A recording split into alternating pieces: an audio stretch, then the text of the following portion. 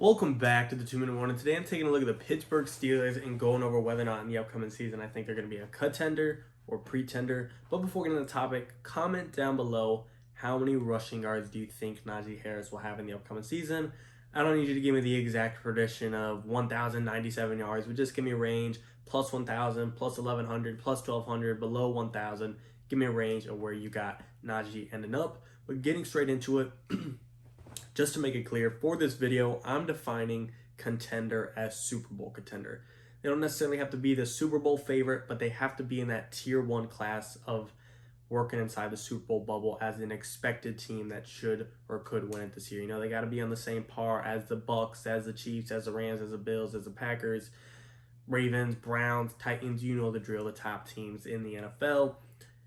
It's not a team that, is above 500, not a team that makes the playoffs, not a team that gets a playoff win, a team that can actually go all the way and get all the playoff wins. And pretender doesn't necessarily mean an awful team, a bottom 5 team, a below 500 team. It just means you're not in that tier 1 class. But looking at the Steelers as a whole first, Big Ben, pretty much everything is going to be dependent on him. Can he up his game? Can his elbow recover? Can he throw the deep ball again? He doesn't need to throw 70 yards. But can he throw more than 15? That's what we need to see more from Big Ben. Can he get some more action, some more power, some more snap to his arm? And will a better run game really help him out? Maybe he was able to do it. It's just he had so much pressure being on him, throwing 40, 50 passes a game. He didn't have the strength to give it his all on every pass, But if he's throwing 30 passes a game and he could give 25 carries to his running back, maybe he could get a little more zip on him. Looking at his receivers, it's a pretty deep receiving group between Deontay Johnson, Chase Claypool, Juju Smith, of course. You got James Washington as well. I'm liking the receiving room.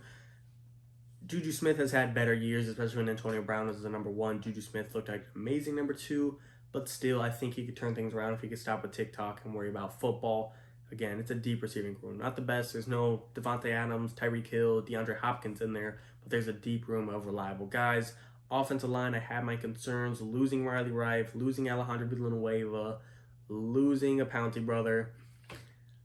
I think bringing in, Trey Turner was a decent move, and some guys coming back is going to be okay, but I don't think it's going to be this great stellar O-line for your immobile quarterback. I don't think that's going to be a good mixture, but there's other factors to this team, such as the other side of the football. The defense is a top 5 defense. Yeah, they lost Bud Dupree and Steven Nelson, but you still got Stephon Tuitt, Cameron Hayward, TJ Watt, Devin Bush, Minkah Fitzpatrick, Joe Hayden. It's still a top 5 defense until the crown is taken from them. Mike Tomlin, top 10 head coach in the league, future Hall of Fame head coach.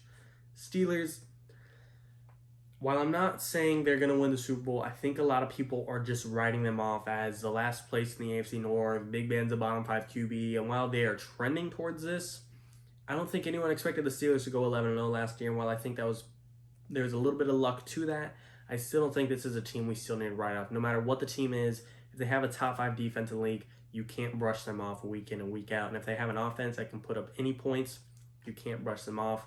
A lot of people are expecting them to finish last in the AFC North and thinking that the Bengals passed them. I don't think the Bengals have passed them. I don't think Joe Burrow is going to be able to beat this top 5 defense. Can they split a game? Yeah.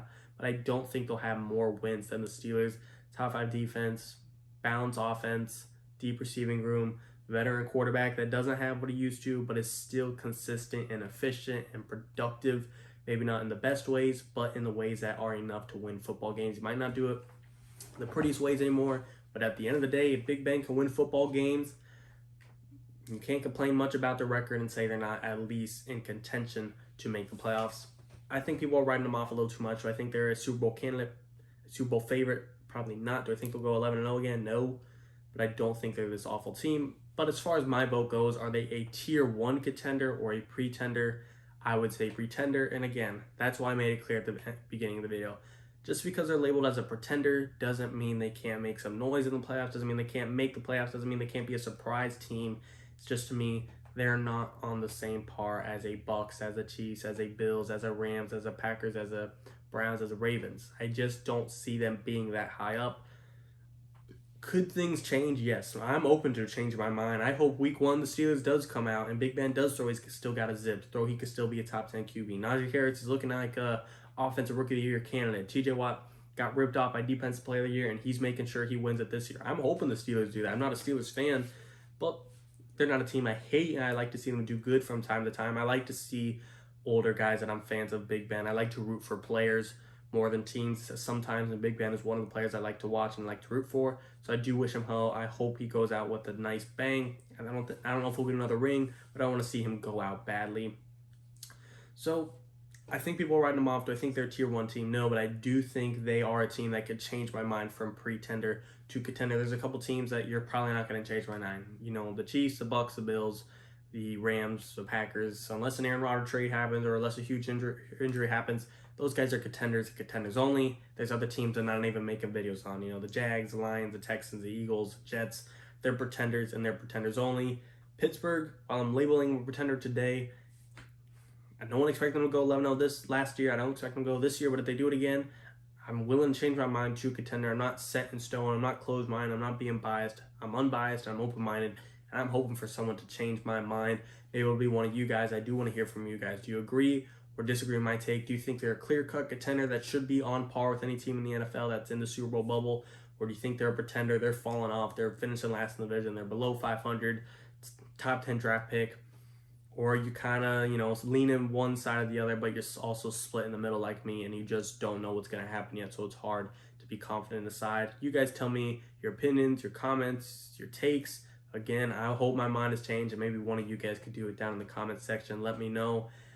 As far as the question of the video goes, my record prediction for the Pittsburgh Steelers.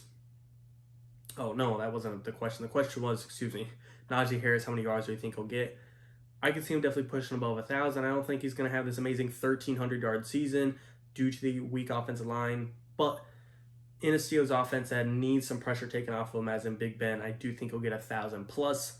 In there being 17 games, if he's starting week 1, I definitely think we could see 1,000 plus for Najee Harris. I'd lock that in, and I'd also probably be confident in 1,100 plus for at least total yards. But we'll just have to see 1,000 yards plus. I feel very confident in. You guys tell me.